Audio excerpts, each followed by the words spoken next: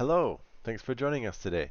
My name is Ethan Saftler. I am one of 7 members of the Summer-Fall 2023 Computer Science Capstone team here at Portland State University. I'm part of the WonderTix Ticketing team for the Portland Playhouse. I'm going to go ahead and kick it off for you and explain to you a little bit about our project.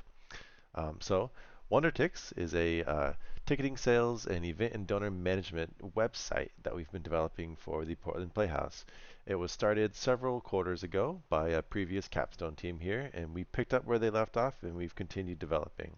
Um, our main focus as the ticketing team was to integrate and implement all of the features necessary to provide a user-friendly and fully integrated ticketing sales and event management system. We worked really closely with the other 2 teams, the donor management and the deployment team, to develop and deliver a fully functioning website. And I want to go ahead and demo that website for you right now. All right, so here you can see the customer landing page. From here you can view all of the active events, and then if you want to make a ticket purchase, you can click into an event, select the day you want to make the purchase for. Let's do October 7th, the ticket type, and then how many you want to purchase. I'll go ahead and purchase 4 tickets. You'll see a little confirmation about what you're purchasing, and then you'll be prompted to make a donation if you so choose.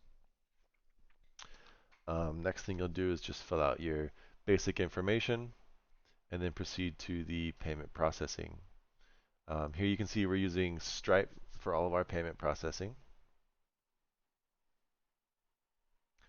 And then once that goes through, you'll get a confirmation about your purchase and be sent back to the home page. That's all I want to show you for the customer side. I'll go ahead and take you to the admin side of the house. First thing I'll show you is the door list. So you can select the event that you want to view the door list for and then the time. So if we go ahead and click into the October 7th day, to the day I just purchased those tickets for, you can see the 4 tickets I purchased are showing up here. You have the ability to export this to an Excel file if you so choose. That way you can print it out and bring it out and check people in there if you want to do that as well. Um, the next feature I want to show you is the ability to refund tickets. So you can search somebody up by their email address and you can see the tickets they've purchased. I'm going to go ahead and refund those tickets that I had just purchased. See, we get a little confirmation. And then if we come back to the door list, the October 7th date, you can see those tickets have been refunded and the seats are now available again.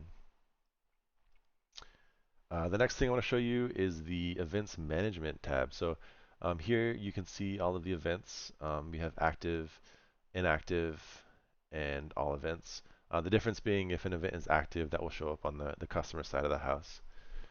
You can also add new events and then edit an event. So if you click into an event, you can edit all of the details about the event here, and then you can see all of the showings for the event here. You can edit showings, and then you can add showings. Let's go ahead and add a showing. We'll just do today. You can select a time, and then how many tickets you want to allocate for that show. You can also add different ticket types. So if you want to make some child tickets available, for example, you can do that here, and then save the new showing. And there we've created a new showing for this event. You can also mark it active or inactive here as well. And that's it for the events management page. The next thing I want to show you is the seasons management page. So very similar to the events management, we have active and inactive seasons. You can add new seasons, and then you can edit seasons by clicking into it here. You can add events to a season like that. And then you can remove events from a season like so, and mark the entire season as active or inactive.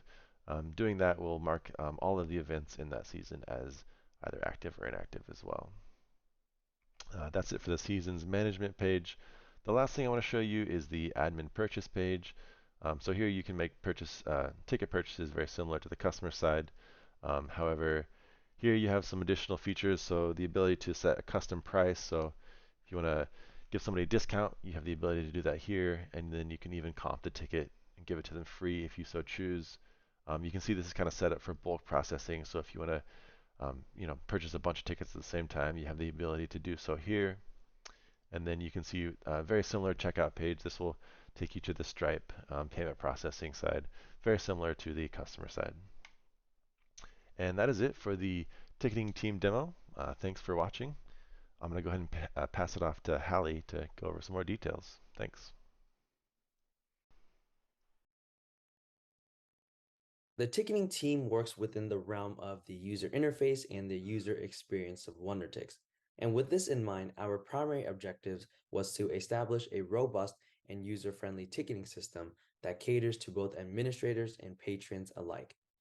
Being centered around the ticketing dynamics, we aim to create innovative solutions for administrators to efficiently manage and work with the ticketing system of the application. One of the many problems that we needed to address was allowing admins to adjust ticket type prices across various shows in an event. Finally, we had an ambitious goal of introducing and revitalizing certain pages that were core aspects of the application for a more contemporary user interface in managing theater shows. Overall, we hope to provide a more comprehensive suite of functionality as it pertains to ticketing. Proudly, our team can confidently say that we were able to achieve the goals that we set out for ourselves at the start of this capstone. We were able to fully implement the new seasons and event management page for a more seamless experience managing theater shows. In managing these shows, admins can now also edit ticket types and their price, either on a theater-wide scale or on a per-showing scale.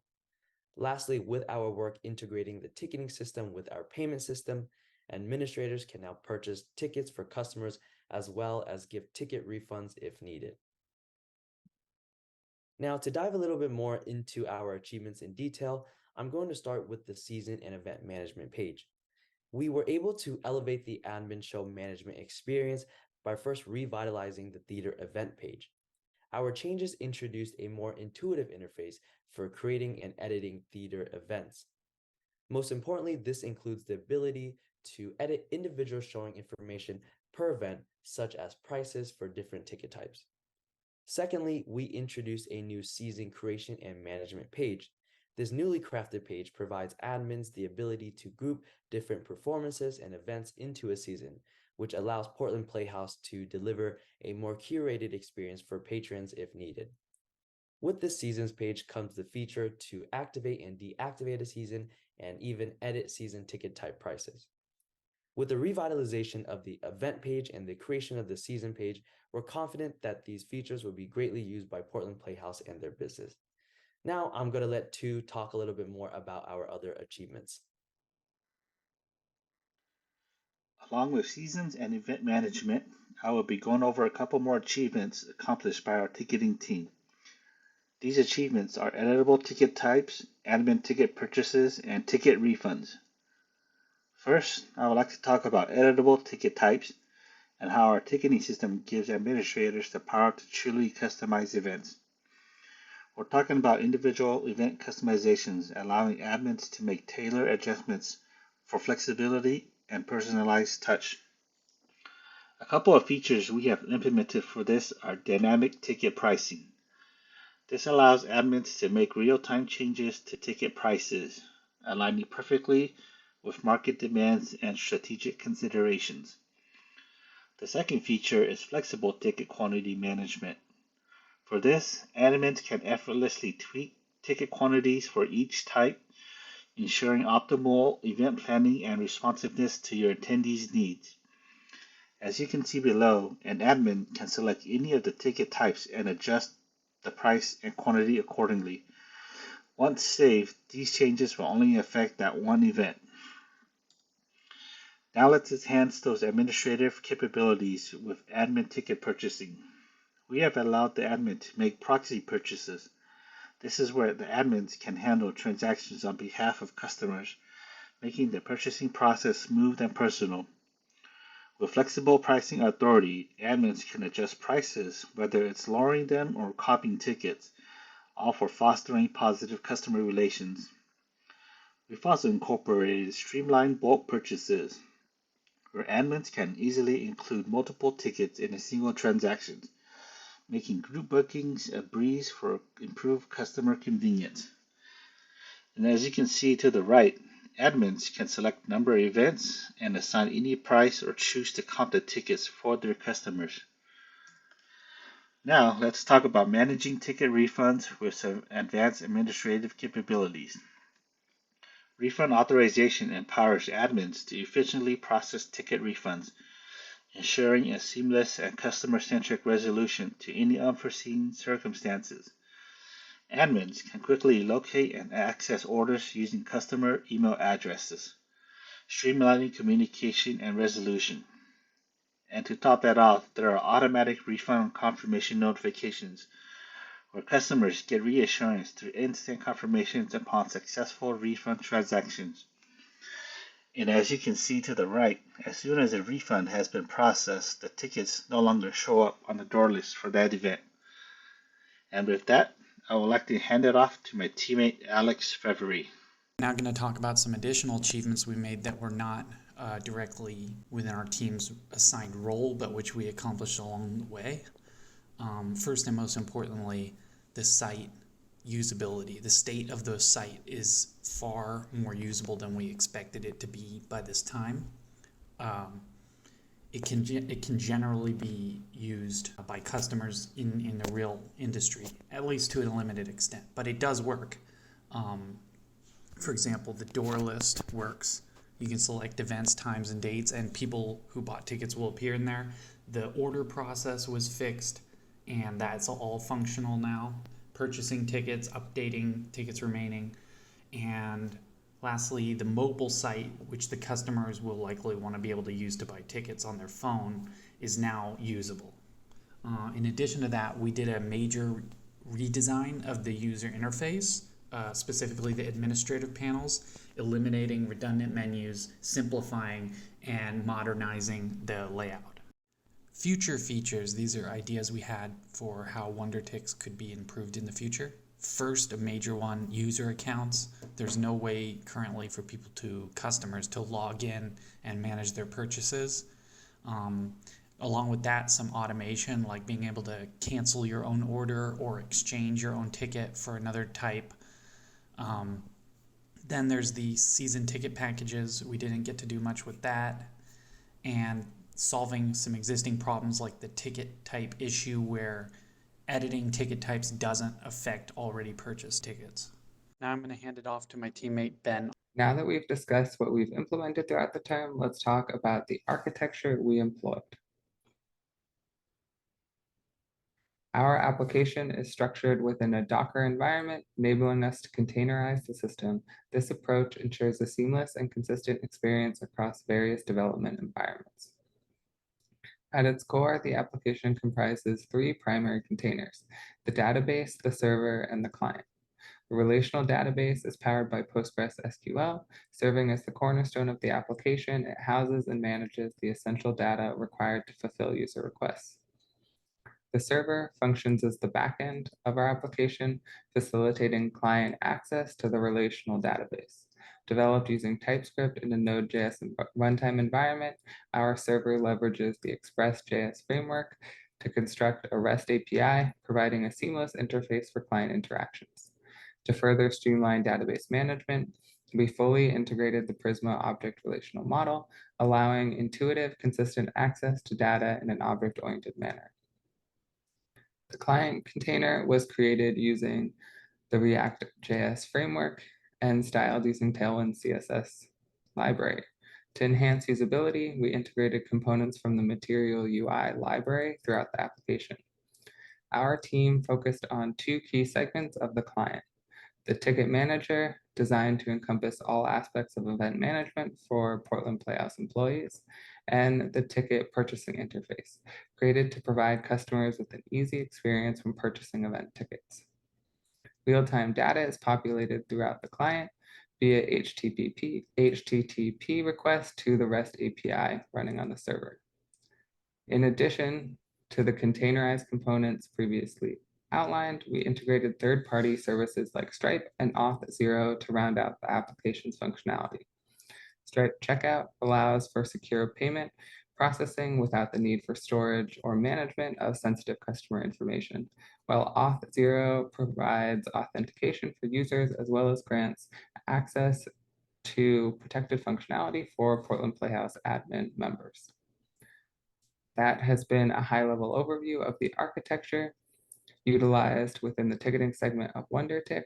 Next, Henry is going to walk you through our development process.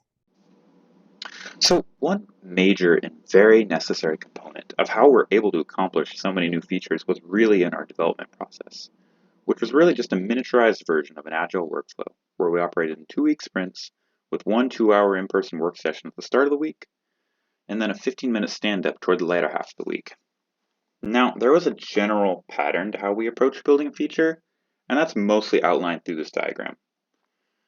At the start of the Capstone, our team went through the process of requirements gathering with Portland Playhouse, our sponsor, where we created a detailed list of all important missing functionality required by the sponsor. These features were organized into categories called epics, and then tickets were created within these epics to organize the bite-sized pieces of work throughout our agile process. Those tickets were assigned throughout the sprint, or each sprint I should say, and development would take place over those 2 weeks, especially taking advantage of our in-person sessions to pair program or simply ask around for immediate help or feedback since we were all there. Once a feature was generally complete, a PR would go up in GitHub, and other developers on our team would test the code, they'd pull it down, review the code, and then leave feedback as problems come up. And until it was deemed worthy of approval, it would be merged into the main branch for Portland Playhouse to see on the deployed sites thanks to the other teams. Now, at one point or another, quite literally everyone on our team worked on a little bit of everything. Toward about the halfway point of the summer term, all the tickets were divided up semi-randomly with the emphasis being on exposing developers to the different realms of development, front end, back end, anything in between, the different areas of the WonderTix codebase, and the different technologies we were using. By the end, tasks were divided up mostly according to the interest of the developer, as well as how much they could take on and honestly who they just hadn't even had a chance to work with quite yet. And so now I think I'm going to go a little bit more feature by feature for what our team members were specifically involved in. We had the admin ticket purchase, which required a whole new UI interface, and then hooking that UI up to existing APIs, and that was shared primarily pretty evenly between both Ethan and Tu. On the season management side of things, Alex was primarily responsible for the user interface and experience design, where Hali ended up implementing most of that design and hooking it up to the Postgres database. Order refunds also required a brand new design, of which Jonathan was responsible for that and also the implementation, whereas Ben created a new Stripe webhook, which would interface with the Stripe payment processing system and refund the order directly from WonderTix. I mostly had a hand in the mobile and accessibility improvements across the app, which required many markup and Tailwind CSS modifications to the existing React codebase. With editable ticket types, Ben had created a full implementation plan and did all the backend work within that implementation plan, while Jonathan implemented an addition to the seasons page that would allow the editing of ticket type prices for any given season. And then finally, we have the admin events page redesign to combine both editing and viewing an event, where Alex and Ben both took on the design role to redesign the UI, and then Ben implemented that design along with all the API changes. I also just wanted to give kind of a shout out to Ben because he had a huge hand in a lot of these features in regards to the backend additions and fixes that ended up actually being the go-to person for any questions related to the APIs and database on our team, as well as other teams reaching out to us. Fortunately, we actually had a very smooth experience throughout both terms of Capstone, but nonetheless, there were still a few unexpected events. For one, we actually had to do a full pivot in our initial feature plans. After meeting with Portland Playhouse nearing the middle of the summer term, we discovered a whole new set of crucial requirements. In response, we really just stopped on our tracks, scrapped our old plans, and continued forward on the features that they really would need. There were also a plethora of pre-existing bugs throughout the codebase. These would typically be found in the midst of development on basically any of the features we've already talked about. So we either tackled those problems right there and then, if they were blocking progress, or just took note of them in a ticket, added it to the backlog for if and when our time opened back up. But on more of the project management side of things, it can be a bit of a difficult task to estimate just how much time some features will take to create. And so When this goes wrong, which it did happen a couple of times, some of the features were just more time consuming than estimated, we had actually left some buffer room in our schedule way back at the beginning, just in case of this exact scenario, where we would have otherwise spent the time bug fixing, trying to break WonderTix as much as we can. And so with that, I think Jonathan is going to take this from here. When it came to feedback at the end of our Capstone cycle, Portland Playhouse noted that they would have liked more meetings to discuss the development of WonderTix, but they still had positive feedback for us. Portland Playhouse have been reviewing our work through our deployed website and has contributed to development planning for the future of WonderTix based on the progress we have made. As we reflect over the Capstone cycle, our team has learned many things along the way. When it came to technical skills and problem solving, for some, we faced a new language and tools like React, Tailwind, Prisma. Additionally, a deeper understanding of version control with GitHub. When it came to team collaboration and management, we took the time to understand each other's strengths and weaknesses, using that to our advantage when delegating individual tasks in partner programming. Overall Agile Sprint methodology gave us a manageable, bite-sized task that quickly came together without feeling rushed. In the end, the process increased adaptability, efficiency, and overall project success. For those who will be working on WonderTix in the future, or Capstone projects in general, here are a few important reminders. Capstone itself is an extension that embraces a continuous learning mindset. Be open and available to learning things. Some problems were unique to WonderTix, which required us to create our own solutions. To achieve those solutions, prioritize and advocate for effective communication.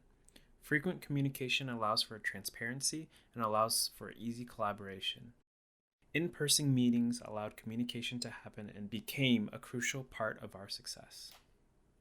Lastly, be adventurous to tackle tasks and features you might not be comfortable with, front end and back end. Your team will support you, and in the end, you'll get a better understanding of your own product. With our Capstone cycle coming to an end, I want to thank the deployment team and the donor management team, which both had key members which made significant contributions to make our development process seamless. A big thank you to Bruce, Ben, and Portland Playhouse for giving us this unique opportunity to have 20+ students work on this. Thank you.